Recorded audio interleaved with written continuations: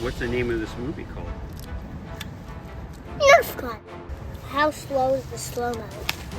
Gonna be real slow. Double slow-mo.